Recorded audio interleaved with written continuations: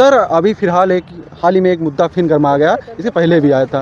अभिमुख नेसरानंद जो एक शंकराचार्य जी हैं, उनके ऊपर एफआईआर दर्ज हो गया झूंसी में, तो इसको लेकर आप क्या कहेंगे, क्या प्रतिक्रिया रहेगी आपकी? देखिए, ऐसा है कि ये सोचने वाली बात है कि जब अभिमुक्तेश्वरानंद जी ने एक जी जंग छेड़ दी है, जी तब उनके ऊपर तमाम आरोप लग रहे हैं। जी। इससे पहले नहीं लगे थे। जी बहुत दिनों से शंकराचार्य हैं, लेकिन कोई ऐसा मामला आया नहीं है। जी तो इससे लगता यही है कि कहीं न कहीं राजनीति से प्रेरित है, जी। राजनीति के शिकार हो रहे हैं शंकराचार्य जी। जी। शंकराचार्य जी स्वयं कह रहे हैं कि कोई भी जांच करने आवे, जी। पुलिस जांच करने आवे जी। या हमको कोर्ट में जाना पड़े, तो हम जी। पूरा सहयोग करेंगे जांच का। जी वो तो खड़े हैं, कहीं भग तो रहे नहीं हैं। यहाँ तो आरोपी को आरोप लग जाने के बाद लोग भग जाते हैं, मैदान छोड़ देते हैं, छुप जाते हैं। शंकराचार्य तो बैठे हुए हैं। और सबसे बड़ी बात, जिन्होंने आरोप लगाया है जी आशुतोष ब्रह्मचारी जी ने, जी उनके ऊपर भी कहा जाता है कि 21 से अधिक मुकदमे हैं उनके ऊपर। जी तो जो आरोप लगाने वाला ही आरोपी है, बहुत सारे मुकदमे झेल रहा है, तो उसकी बातों में कितनी सत्यता होगी, आप ही बताइए। जी तो इस तरीके से जो कहा जाएगा कि शंकराचार्य जी को खाली आरोपित करके, बदनाम करके जी उनकी छवि को धूमिल किया जा रहा है, और इस तरह कुछ है नहीं। और अगर है भी, जैसे मान लीजिए कि जांच हुआ और वो दोषी ना पाए गए, तब क्या करेगी ये सरकार और ये आरोप लगाने वाले? एक सवाल हमारा भी है, आपने कहा भी आशुतोष ब्रह्मचारी जो हैं उनके तमाम मुकदमे हैं। सरकार बनने से पहले सरकार ने एक वादा किया था कि जितने अपराधी हैं या तो बिल में घुस जाएंगे या तो प्रदेश छोड़कर चले जाएंगे, और योगी आदित्यनाथ स्वयं जीरो टॉलरेंस की व्यवस्था की बात करते हैं।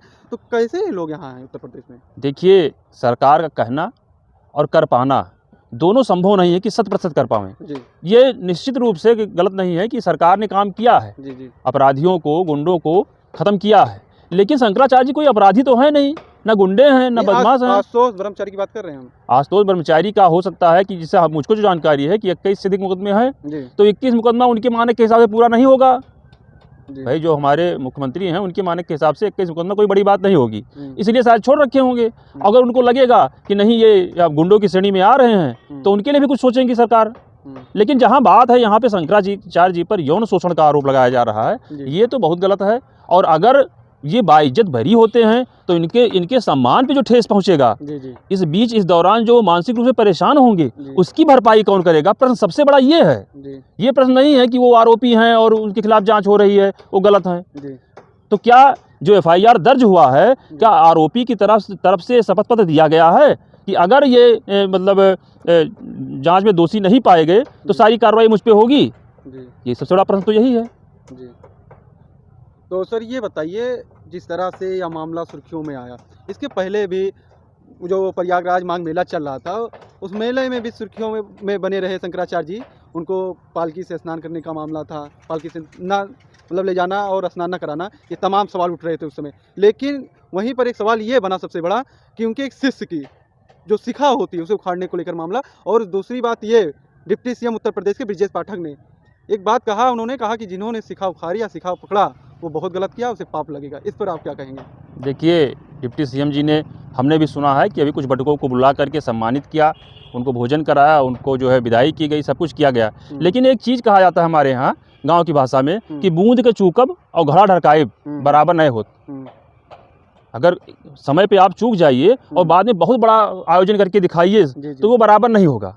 तो एक तरीके से अगर देखा जाए, जो डिप्टी सीएम काम किए हैं, बटकों का सम्मान किए हैं, ये अच्छा होता कि माघ मेले में जब शंकराचार्य जी को रोका गया और इस तरह से उनके साथ बर्बरता किया गया, उनके बटकों को शिखा पकड़ के खींचा गया, जनेऊ तोड़ा गया होगा, शिखा खींचा गया है, उसी समय अगर डिप्टी सीएम ये बोले होते, वहाँ जाकर के माफ़ी मांग लिए होते, तो शंकराचार्य का दिल बहुत बड़ा होता है। वो एक सामान्य आदमी नहीं होते, हम लोगों की तरह जनमानस नहीं है, वो बहुत बड़े पृथ्वी के भगवान कहे जाते हैं। तो वो माफ़ कर दिए होते। अब वो चाहे जितना बटकों को बुला करके सम्मानित करें, संतों को सम्मानित करें, वो चीज़ वापस नहीं आएगा। और ना ही जनता के दिल में डिप्टी सीएम के प्रति या वर्तमान सरकार के प्रति जो भगवान में और शंकराचार्य जी में आस्था रखता है, वो उनको सम्मान नहीं दे पाएगा। अरे 2015 में ऐसी घटना घटित हुई थी बनारस में, तब भी समाजवादी पार्टी की सरकार थी और सरकार झुक गई, उन्होंने माफ़ी मांगा और शंकराचार्य जी ने देखिए, उस समय जो भी हुआ, सपा के राष्ट्रीय अध्यक्ष जाकर के माफ़ी मांगे हैं। और मैंने कहा ना कि वो जनमानस नहीं है, आम व्यक्ति नहीं है, उन्होंने माफ़ कर दिया, दिल से माफ़ कर दिया। ठीक है, तो अगर ये भी किए, इस समय भी किए होते, इनका प्रशासन माफ़ी मांग लिया होता, शासन का कोई जिम्मेदार व्यक्ति गया होता और कहता एक बार कि गलती हुई है, माफ़ करिए, तो वही माफ़ कर देते। मेरा जो कहना है कि धर्म की सबसे बड़ी जो धार्मिक व्यवस्था की गई है, सबसे बड़ा अधिकारी शंकराचार्य होता है। वो स्नान करने जा रहा है, वो पालकी से जाए, चाहे अपने बटुकों के कंधे पे जाए, उसको कोई रोक नहीं सकता। जरूरत है कि शासन को या प्रशासन को जो वहाँ लगा हुआ है वो सुरक्षा दे और उनको सासम्मान स्नान करवावे। आप नहीं रोक सकते कि पालकी से जाना बुरा है, ठीक है, वो जिससे जाना चाहता है उसकी व्यवस्था आप करिए। ऐसा थोड़ा है कि वो पालकी से नहीं जा सकते हैं, ऐसा लिखा गया है संविधान में? कहीं लिखा गया है? जो व्यवस्था बनाई गई थी स्नान की उसमें कहीं लिखा गया था क्या? तो वो जिससे भी जाना चाहे उससे जाएं, कोई रोकने वाला नहीं है, बल्कि उनको व्यवस्था करनी चाहिए, उन्हें सासम्मान स्नान कराना चाहिए था। ये उनका क्षेत्र नहीं है, ये शंकराचार्य जी का क्षेत्र है, जो धर्मगुरु हैं उनका क्षेत्र है, जो साधु संत हैं उनका क्षेत्र है और जनमानस का क्षेत्र है। ये आस्था का विषय है, कैसे भी स्नान करें, बस उनको सुरक्षित स्नान करवाने की व्यवस्था उनको करनी चाहिए, इतनी सी बात है।